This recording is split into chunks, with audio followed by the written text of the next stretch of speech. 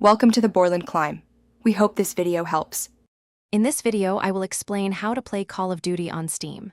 First, confirm your PC meets the game's system requirements, typically requiring at least 8 GB of RAM and a modern graphics card. Then, download and install the Steam client. Once installed, create a new Steam account or login.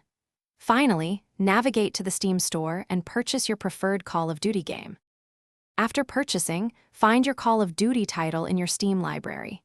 Click Install to begin the download. Be prepared for a significant download size, often exceeding 150 GB, depending on the game and its updates. Steam will handle the entire installation process. Once complete, simply click Play from your library to launch the game and start your mission.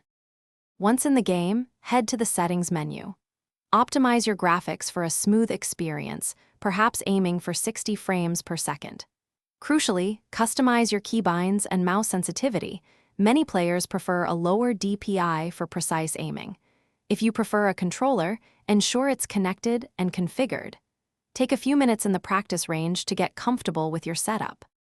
With your settings dialed in, it's time to play. Choose your preferred game mode, whether it's the thrilling multiplayer, an engaging campaign, or cooperative missions. You can join a public match to play with others or create a private lobby for friends. Remember to use in-game communication to coordinate with your team. Dive in and enjoy the fast-paced action Call of Duty offers on Steam. Thanks for watching. Consider subscribing if we helped you.